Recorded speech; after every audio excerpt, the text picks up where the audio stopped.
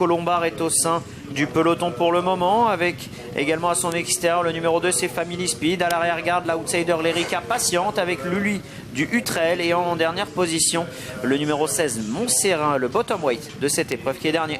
Dans le premier tournant, Dynasty à la tête et la corde. Cadover est venu à son extérieur. Kazakh bleu, blanc, rouge. En troisième position, c'est Chaladancer. Royal Paloma galope quatrième à son intérieur. Stormy Tango venant à la hauteur de Cargo de Nuit et de Kamakura One. Le Colombard venant ensuite avec Sign of Stars. Quelques longueurs pour retrouver Family Speed, pour retrouver le Voilà Tiep, Luli du Utrel et Montserrat. Cadover et Dynasty ensemble sur la haie des tribunes, juste devant Chaladancer, Royal Paloma, Kamakura One un petit peu en épaisseur. Stormy Tango est quant à lui côté corde, aux côtés de Cargo de Nuit, le Colombard, Sign of Stars avec Family Speed, avec également l'Erika à l'arrière-garde, le Voilà Tiep, Montserrat, Luli du Utrel. Pour passer devant les tribunes, Dynasty a toujours l'avantage. Cadover est à son extérieur, Théo Chevillard. Royal Paloma est troisième, Chaladancer quatrième, Kamakura One vient en cinquième position devant Cargo de Nuit et Stormy Tango. Un petit peu plus loin, le Colombard, Sign of Stars est dans la deuxième partie du peloton avec Family Speed, le Voilà Tiep, l'Erika, Luli du Utrel et Montserrat.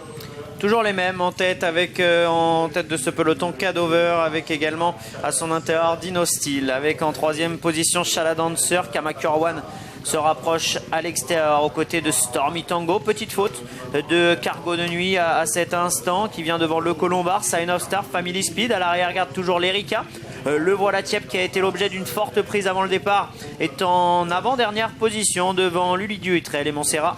Pour se diriger une deuxième et dernière fois vers la ligne dite du bord de mer, alors que Dynasty est le long de la corde. À son extérieur, Cadover, Chaladancer est en troisième position, Royal Paloma est quatrième devant Stormy Tango. À l'extérieur, Kamakura One devant Sign of Stars qui lui vient le long de la corde. Family Speed est discrète, le Voilà Tiep venant ensuite avec Cargo de Nuit, Luli du Utrel, Montserrat sont toujours parmi les derniers avec l'Erika.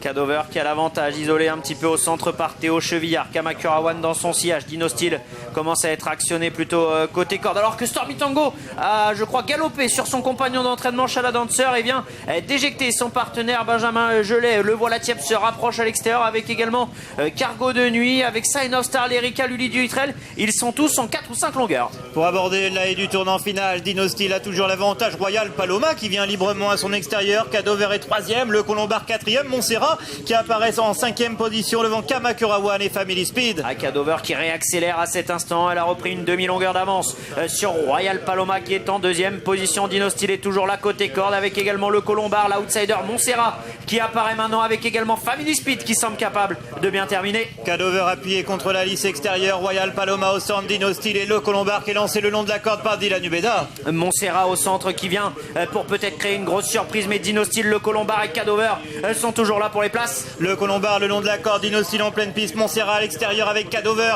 Le Colombard qui a l'avantage face à Dynasty qui tente de se relancer. Montserrat est à son extérieur, c'est le Colombard qui va s'imposer. Le Colombard s'impose pour Michael Serra. La deuxième place pour Dynasty devant Montserrat, Cadover et Family Speed.